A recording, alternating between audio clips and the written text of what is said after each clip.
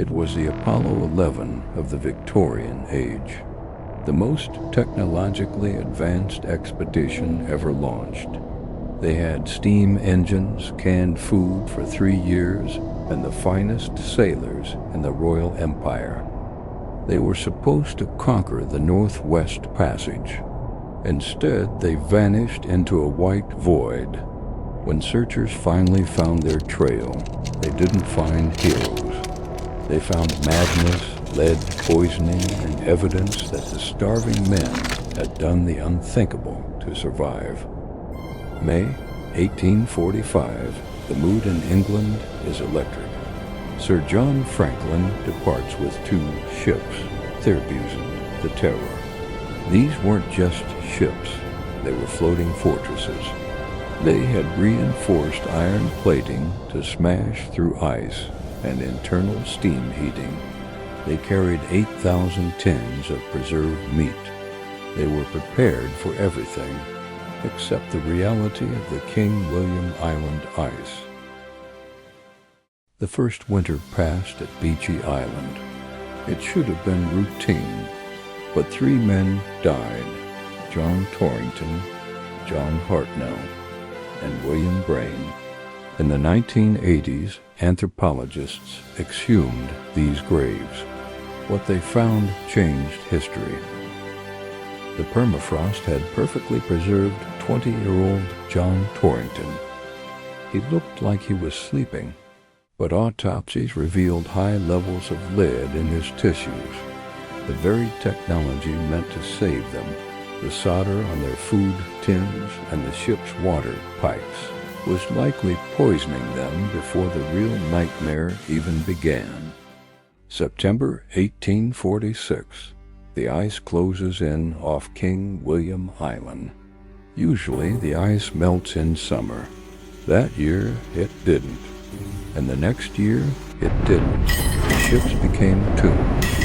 For 2 years the men sat in the dark, suffering from scurvy, zinc deficiency, and the maddening effects of lead.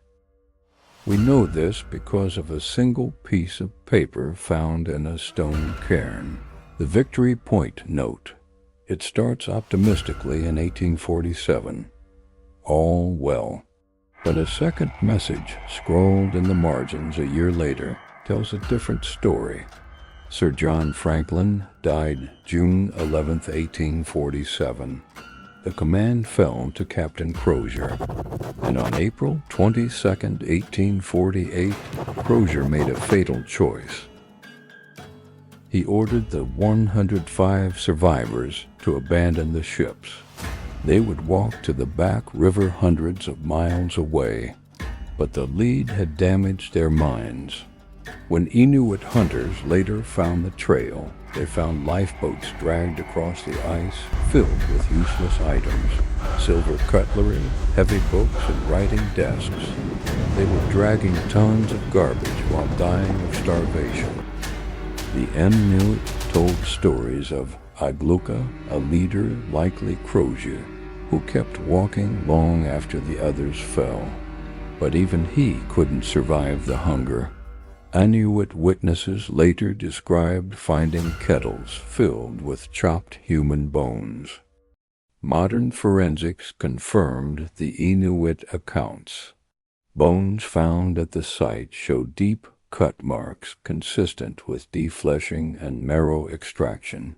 The pride of the Royal Navy had collapsed into absolute primal survival. Not one man survived the walk.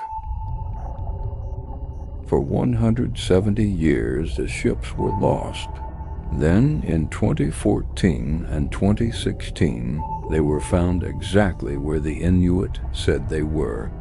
The HMS Terror sits on the bottom of the ocean, plates still on the shelves, the captain's desk intact. A perfectly preserved monument to hubris and horror. The Franklin expedition reminds us that nature always wins. What do you think was the final nail in the coffin? The lead poisoning or the decision to walk? Let me know below. If you enjoyed the video, please like, comment, and subscribe to Cyber-Theo. And check out my next video, Mad Jack Churchill.